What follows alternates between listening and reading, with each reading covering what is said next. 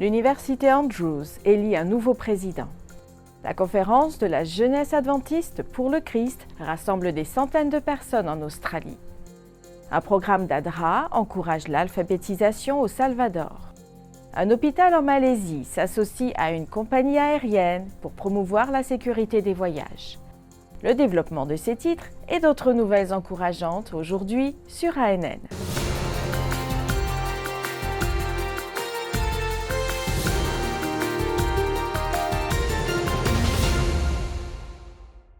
Le 7 mars 2023, le conseil d'administration de l'université Andrews a élu John Wesley Taylor V, 7e président de l'université Andrews. Taylor remplacera Andrea Luxton, qui prendra sa retraite le 1er juillet, après avoir servi pendant 7 ans en tant que présidente de l'université et doyenne de l'institution pendant les 6 années précédentes. Entre autres fonctions, Taylor a été directeur associé du département de l'éducation de la Conférence générale des Adventistes du 7e jour depuis 2010.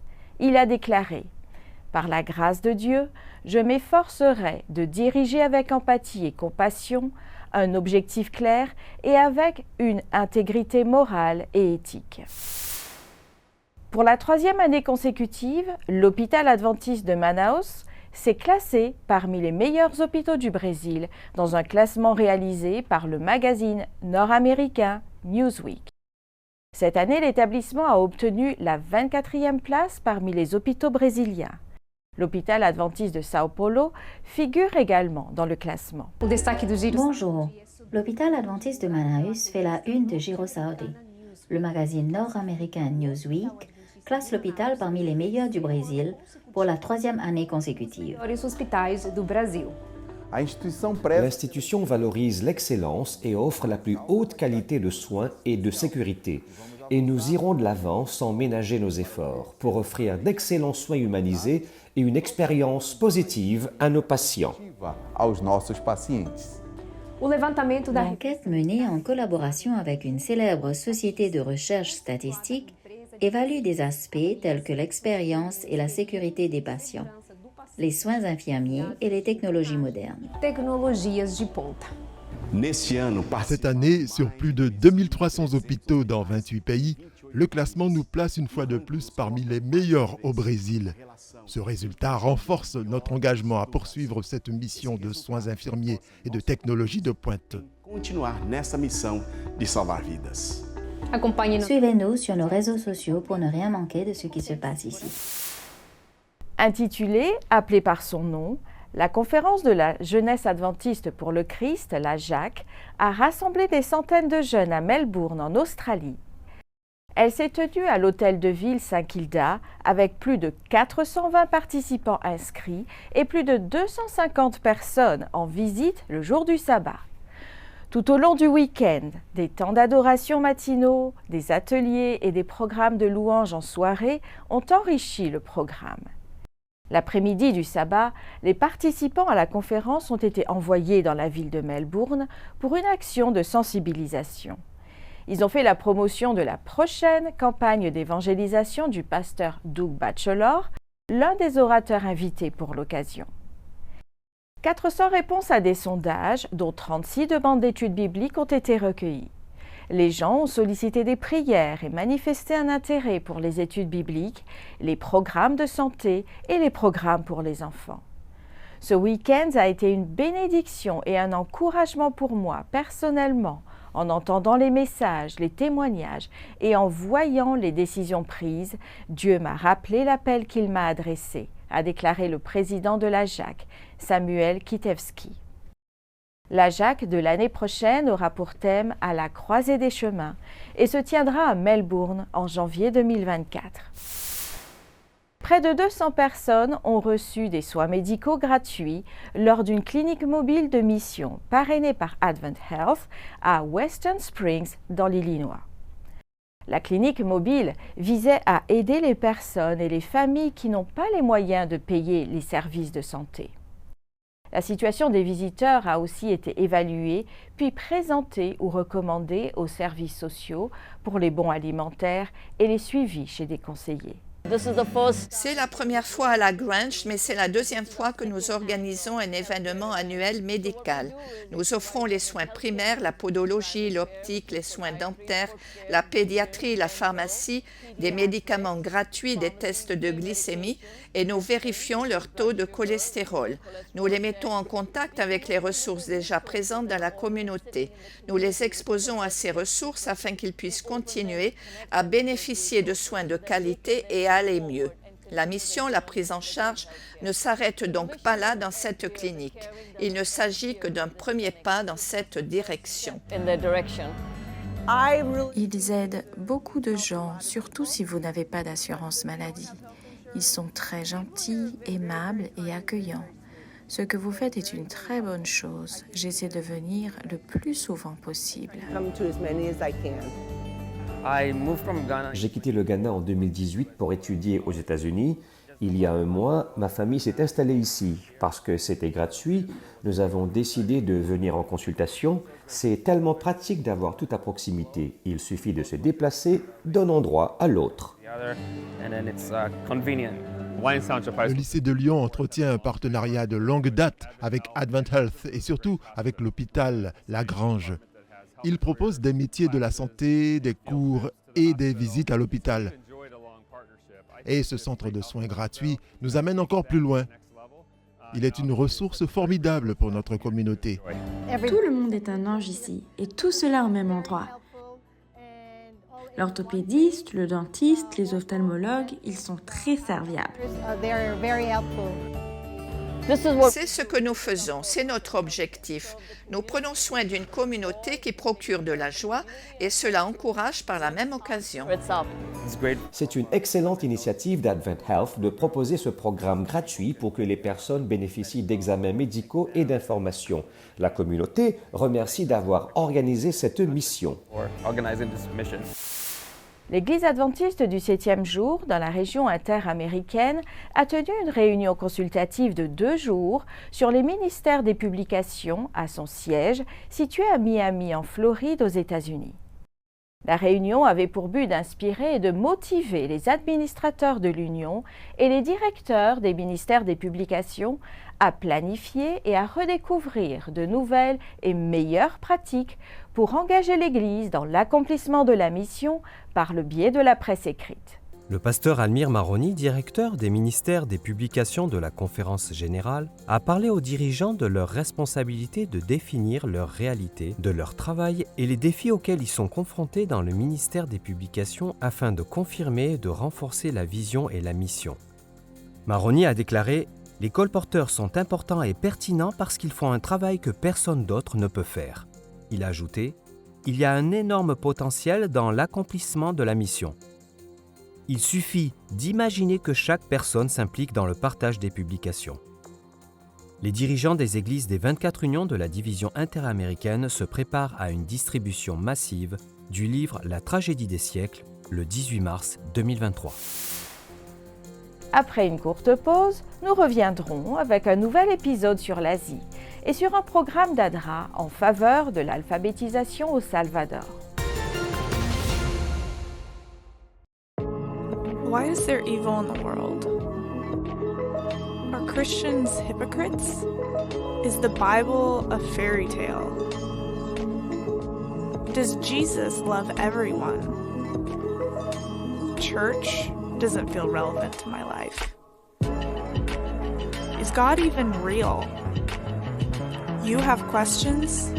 Let's talk about it. I Believe Bible.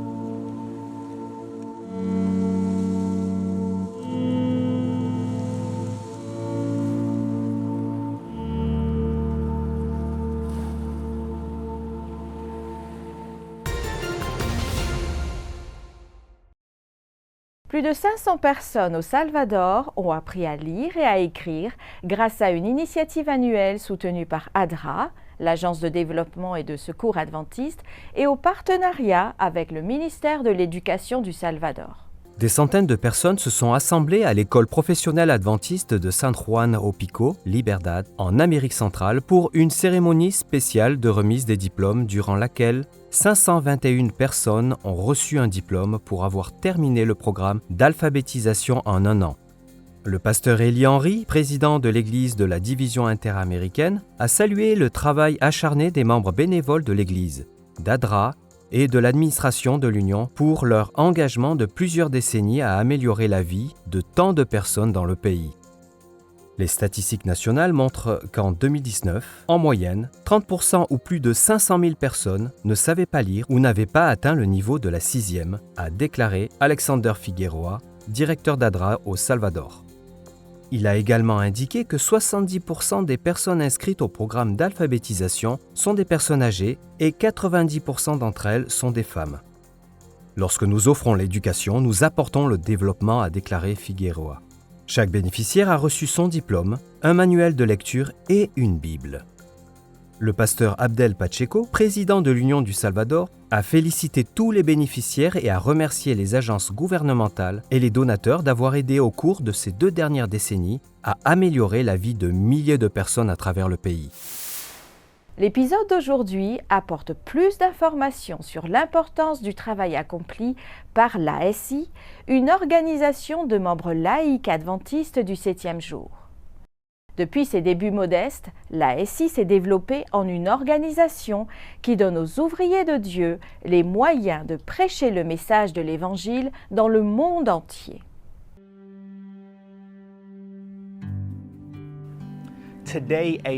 Aujourd'hui, l'ASI est une force pour la mission dans le monde entier. Depuis ses débuts modestes, il s'est développé en tant qu'organisation qui équipe les ouvriers de Dieu.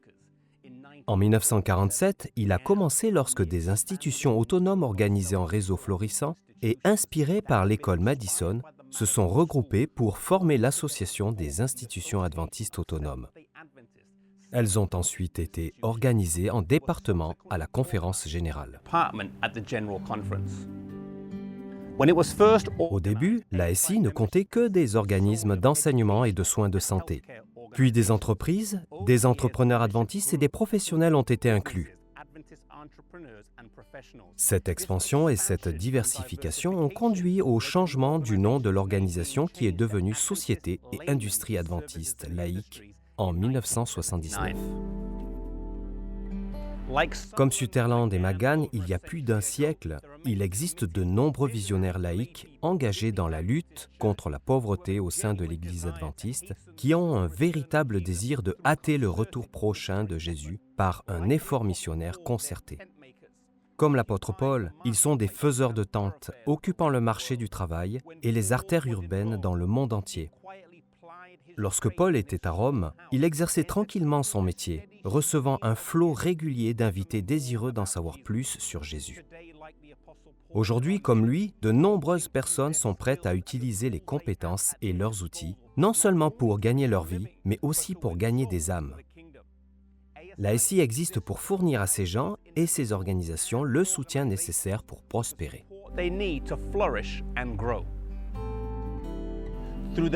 Grâce à la mise en réseau et une formation lors de notre convention annuelle, une aide financière et un mentorat, nous favorisons l'innovation et la mission au sein de l'Église. L'ASI incarne encore la vision et la mission, marque de fabrique de l'école Madison et de ses fondateurs.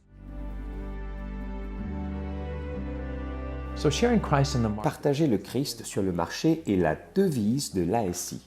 Chaque entreprise a son propre marché. Nous avons notre propre marché en tant que ministère. Nous avons une maison de retraite, une ferme, une boulangerie, des étudiants. Les étudiants font partie du marché. Nous voulons les voir s'engager avec le Christ dans la mission de l'Évangile.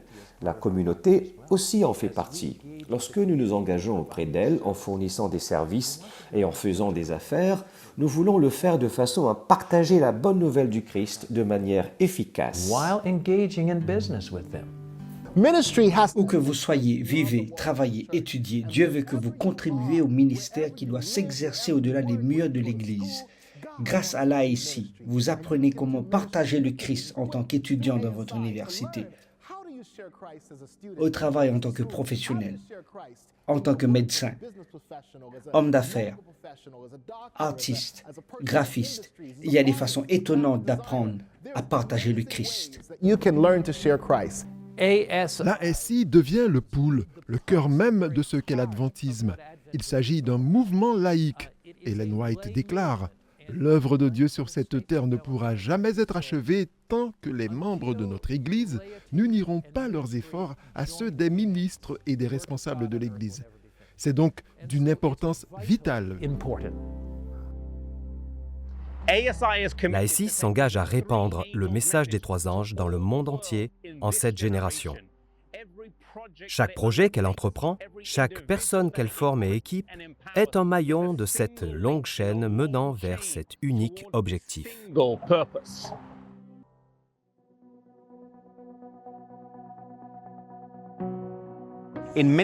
À bien des égards, l'Église adventiste n'est pas qu'une simple Église. C'est un mouvement composé de groupes d'individus partageant les mêmes idées, toujours en mouvement, toujours en train d'innover, toujours à la recherche de nouvelles frontières.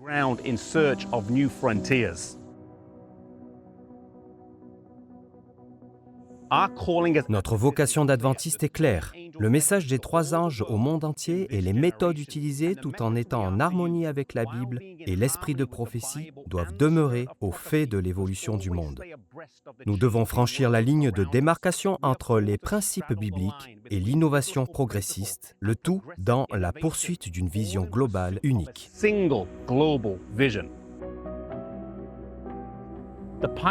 Les pionniers de cette Église ont franchi cette ligne avec succès en renversant des barrières. James et Ellen White, Stephen Haskell, G.N. Andrews, Anna Knight, Percy McGann, E.D. Sutherland. Ils étaient tous fidèles, courageux, indomptables et engagés, à la fois innovateurs et missionnaires.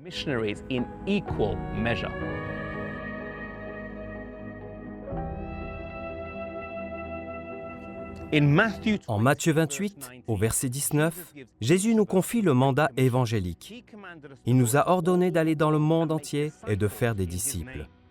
Le mandat n'a pas été donné à l'Église dans son ensemble, mais à chaque individu. C'est un appel à l'implication totale des membres, un appel clair à l'esprit de mission, un appel à l'action.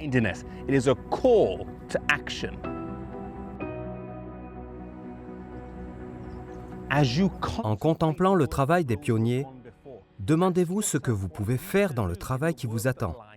Suivez l'appel que Jésus vous a lancé et allez de l'avant. Engagés et courageux, innovateurs et missionnaires, prêts à bouleverser le monde pour la gloire de Dieu.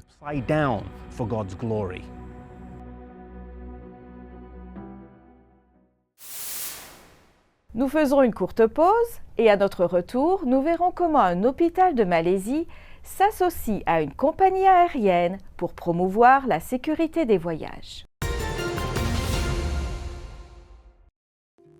Pourquoi Dieu a-t-il créé les parasites ? Les grillons mormons tirent leur nom des essaims massifs de ce parasite qui a dévasté les cultures des colons mormons en 1847. Pourquoi Dieu, qui est aimant, créerait-il des créatures aussi irritantes et destructrices ? Pensez à ces créatures dans le monde sans péché dans lequel elles ont été créées. Cela aide à leur donner plus de raison d'être. Imaginez toutes sortes de petits insectes, chacun ressemblant à un minuscule robot doté de facultés et d'une beauté incroyable, vivant dans un monde parfaitement harmonieux. C'est ainsi que les choses étaient avant que Satan ne s'en prenne à la création pour la détruire. Satan gâche les meilleures créations de Dieu en les rendant destructives et en provoquant la colère de leur créateur. Mais la Bible révèle la véritable histoire. Nous n'avons pas à voir la création de manière négative. Au contraire, nous pouvons observer les animaux, même les grillons mormons, et nous rappeler le plan original de Dieu et non la déchéance causée par Satan.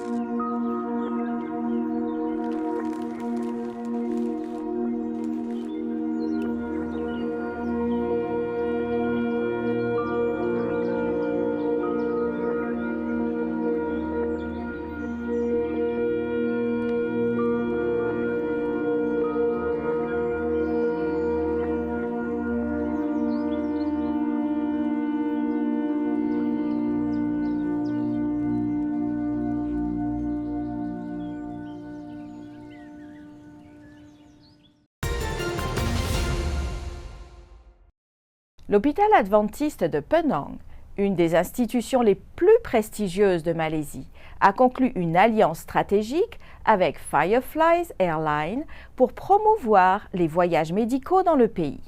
Le 17 février 2023, à Aryaduta Medan, les deux institutions ont signé un partenariat visant à offrir aux voyageurs indonésiens de plus grandes possibilités de visiter Penang tout en obtenant des soins médicaux. C'est une excellente occasion pour l'hôpital adventiste de Penang à s'associer aux différentes industries dans le pays et de présenter les soins de santé et le mode de vie adventiste aux partenaires commerciaux et aux touristes, a déclaré Ronald Kohaeng, président directeur général de l'hôpital adventiste de Penang. Il a ajouté « Cela ouvre de nouvelles voies à l'hôpital pour atteindre et partager l'espoir et la guérison de Dieu à travers le ministère de la Santé. » L'hôpital adventiste de Penang a récemment célébré ses 98 ans d'existence et attend avec impatience de nouvelles occasions de servir la communauté de Penang. Nous vous invitons maintenant à écouter ce très beau chant que la mission adventiste a partagé avec nous. Le chant intitulé « Close », près de toi, interprété par Naash Moati, nous rappelle la présence de Jésus agissant dans notre vie.